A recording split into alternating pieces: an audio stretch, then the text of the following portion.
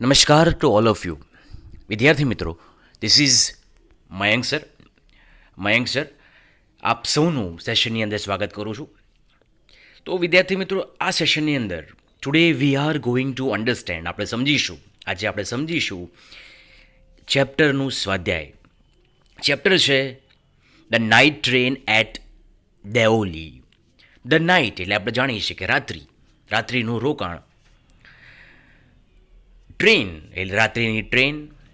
At Deoli કે દેઓલી જે station છે ત્યાં રાત્રિમાં જે ટ્રેન ઊભી છે, તે ટ્રેન છે, એના પ્રસંગની વાત છે. તો આખું ચેપ્ટર આપણે સમજ્યા છીએ ઓલરેડી. તો હવે ચેપ્ટરને ફરીથી પ્રશ્નો અને એના જવાબના માધ્યમથી સમજીએ. So let's understand this chapter from question and answer point of view. Okay, we will have a સમજણ ઓફ ધીસ ચેપ્ટર બાય પ્રશ્નો એન્ડ જવાબ. પ્રશ્નો અને જવાબની મદદથી by using question and answer we will understand this chapter. The first question is, where did the author spend his summer vacation? Author છે the night train at દેઓલીના જે આ ઓથર જે છે, રાઇટર જે છે, લેખક છે, એ એમના જે ઉનાળુ વેકેશન પડતું હતું એ ક્યાં વિતાવતા હતા? સ્પેન્ડ એટલે વિતાવવું, વેર ડીડ એટલે કઈ જગ્યાએ એ વિતાવતા હતા એમનું હીઝ સમર વેકેશન, એમનું ઉનાળુ વેકેશન એ ક્યાં વિતાવતા હતા? જવાબ ખૂબ જ સહેલો છે મિત્રો. Answer is very easy friends. The author spend. હવે અહીંયા આપણે શું જાણીએ છીએ કે પ્રશ્ન પૂછાયો છે ભૂતકાળમાં. ઓકે, ડીડનો ઉપયોગ છે, જોઈ લો તમે. તો એટલા માટે જો ડીડ હોય વાક્યમાં, પ્રશ્નમાં ડીડ હોય છે, એટલા માટે આપણે મૂળ રૂપ ક્રિયાપદનો વાપરીએ છીએ સ્પેન્ડ, SPEND, વિતાવવું. હવે જવાબની અંદર તો આપણે ડીડ વાપરવાના નથી, એટલા માટે ધ ઓથર સ્પેન્ડ કર્યું ભૂતકાળનું રૂપ SPEND, વિતાવ્યું હતું. His summer vacation at his grandmother's place in Dehra. Grandmother's place એટલે કે દાદીમાની જે વાત છે કે દાદીમાનું જે ઘર છે ત્યાં એમના ઉનાળાનું વેકેશન વિતાવતા હતા. આપણે સૌ જાણીએ છીએ મિત્રો, જ્યારે પણ આપણું વેકેશન પડે એટલે આપણે દાદી અને દાદાના ઘરે પહોંચી જઈએ છીએ, because we love to have a fun with them. We love to spend our summer vacation over there. એમના જોડે આપણું સમર વેકેશન આપણને વિતાવવાની બહુ જ મજા આવતી હોય છે, કારણ કે ત્યાં કોઈ રોકટોક નહીં, ખાવા પીવાની મજા આવી જાય, જલસો પડી જાય છે. Okay, so the author spent his summer vacation at his grandmother's place, જગ્યા, ઇન દહેરા નામનું સ્થળ છે કે જ્યાં લેખક પોતાની ઉનાળુ વેકેશનની જે રજાઓ હતી એ ત્યાં વિતાવતા હતા. ઓકે, સો હવે ક્વેશ્ચન નંબર 2 જે છે એ છે, how did the author react? Author એટલે લેખકે, રિએક્ટ એટલે કે વર્તન કર્યું તે.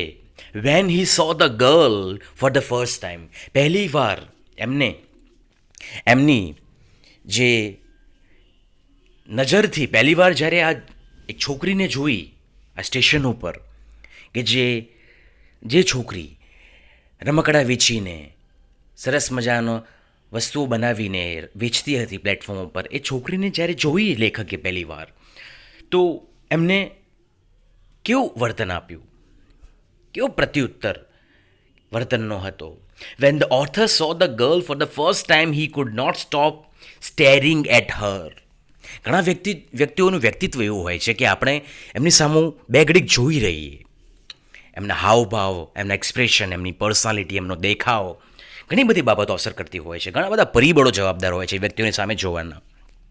તો અહીંયા લેખક એવું કહે છે કે when the author saw the girl for the first time, પહેલી વાર જ્યારે લેખકે એ છોકરીને જોઈ ત્યારે હી કુડ નોટ સ્ટોપ, એ ના રોકી શક્યા, staring at her.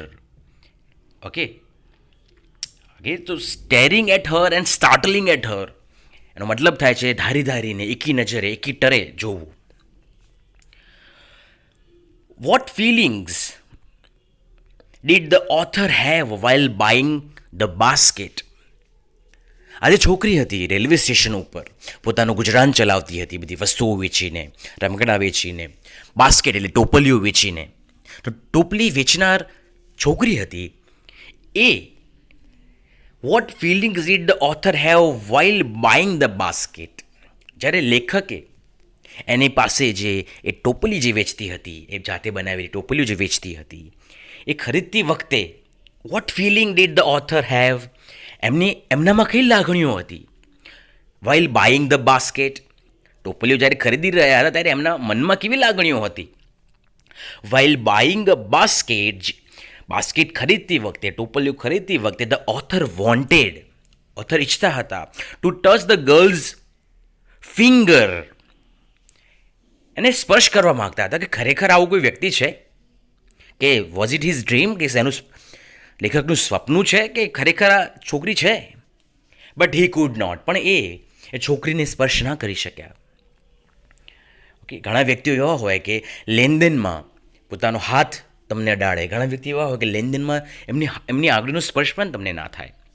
Okay, next question, what kept the author awake for the rest of the journey. પહેલી વાર જ્યારે ટોપલી વેચનાર છોકરીને જોઈ એના પછી લેખકના મનમાં એ છોકરી જે હતી, જે ટોપલી વેચતી હતી, એ છવાયેલી રહી અને વ્યક્તિત્વથી એટલા પ્રભાવિત થઈ ગયા હતા. The girls face and her dark bright eyes. Okay, girls face એટલે એનું મોઢું, હર ડાર્ક બ્રાઇટ આઈઝ એની કાળી અને ચમકતી આંખો, kept the author awake for the rest of the journey. REST spelling correction છે માઇનર, પ્લીઝ સ્પેલિંગ કરેક્શન છે એ જરા જોઈ લેજો. ઓફ ધ જર્ની, એમના પ્રવાસ દરમિયાન, એના પછીનો જે પ્રવાસ થયો દેઓલી ઉપર, જ્યારે આ ટોપલી વેચતી છોકરીને જોયા બાદનો જે પ્રવાસ હતો, તો તમામ પ્રવાસ દરમિયાન એમને આ છોકરીનો ચહેરો અને એની આંખો, જે કાળી અને ચમકીલી આંખો હતી, ચમકતી આંખો હતી, એ ચહેરો જ એમની નજરની સામે રહેતો હતો. What urge did the author have when he met the girl for the second time. Okay, what urge did the author have when he met the girl for the first time.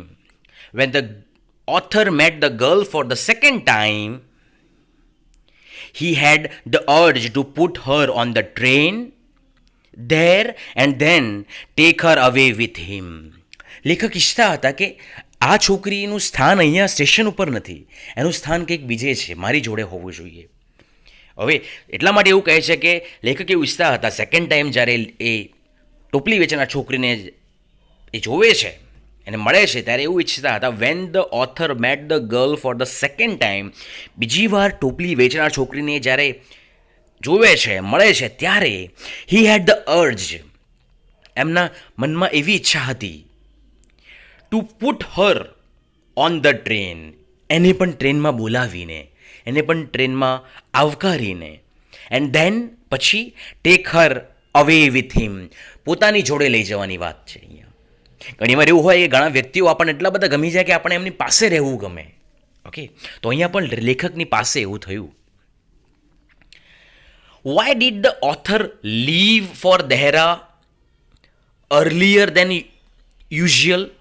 Usual એવું બનતું કે દહેરા એમના દાદીને ઘરે લેખક જતા જે સમયે, એ સમય કરતાં પહેલાં લેખક હવે પહોંચી જાય છે, કારણ કે હવે એમની પાસે બીજું પણ કારણ છે, એ ટોપલી વેચનાર છોકરીને મળવાનું કારણ હતું.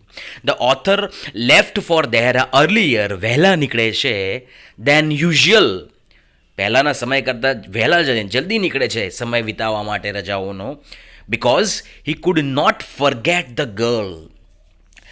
એ છોકરી કે જેમને એ મળ્યા છે અને જે છોકરીને જોયા બાદ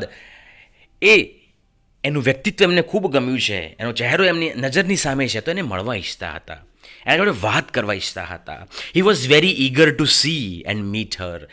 એ ટોપલી વેચનાર છોકરીને મળવું, એની સાથે વાત કરવા માટે લેખક આતુર હતા. એટલા માટે એમને તેઓ રેગ્યુલરલી જે સમય જતા હતા એના કરતાં પહેલાં સમર વેકેશનમાં એ દહેરા પહોંચે છે. How did the author feel as the train entered Dehra? જેવી what did he decide then? Dehra જ્યારે ટ્રેન પહોંચે છે ત્યારે લેખકને શું અનુભવ થાય છે? વોટ ડીડ હી ડિસાઇડ દેન? અને એ વખતે એમને શું નક્કી કર્યું હોય છે? ધ ઓથર ફેલ્ટ એન્શિયસ એટલે ખૂબ જ વિચારોમાં એમનું મન હોય છે, ખૂબ જ આતુર હોય છે, એન્ડ નર્વસ, શું કહીશ શું નહીં કહું એ બધી વાતો. As the train entered Deoli, he decided that he would not stand helplessly before her. આ વખતે એ એની સામે ખાલી બોલ્યા ચાલ્યા વગર ઊભા નહીં રહે, ચૂપચાપ નહીં ઊભા રહે. He was wondering what he should say to the girl and what he should do. આ વખતે એમને નક્કી કર્યું હતું કે કઈ વાતો તેઓ કરશે એમની મિત્ર જોડે અને એમના વર્તનથી કઈ બાબતો એ કરશે, તો શું બોલશે અને કેવું વર્તન હશે. આ વખતે એ બાબત એમને વિચારી હતી. Okay, whom did the author ask for the girl? જ્યારે સ્ટેશને પહોંચ્યા, ટોપલી વેચનાર છોકરી એમને જોવા ના મળી, તો એમને કોને પૂછ્યું? What reply did he get? અને એમને લોકોને જ્યારે પણ પૂછ્યું, લોકોએ એમને શું જવાબ આપ્યો? The author ask the station master about the girl. એવું હોય કે ભાઈ રેલવે સ્ટેશન છે, તેના સ્ટેશન માસ્ટર હોય રેલવે સ્ટેશનના, એમને તો ખબર હોય કે કેટલા વ્યક્તિઓ છે સ્ટેશન ઉપર ને કઈ વસ્તુનું વેચાણ કરતા હોય છે. The station master replied that he did not know the girl who sold baskets there. Station master તો એવું કહે છે કે ભાઈ આવું કોઈ છે જ નહીં. હી ડીડ નોટ નો, મને ખબર જ નથી ભાઈ. The girl who sold baskets there, અહીંયા કોણ ટોપલી વેચતું હતું એના વિશે મને ખબર જ નથી. કદાચ એટલા માટે કે ભીડભાડવાળા સ્ટેશન માસ્ટરને બધી બાબતોનો ખ્યાલ ના પણ હોય. Okay, why did the author want to break the journey at Deoli?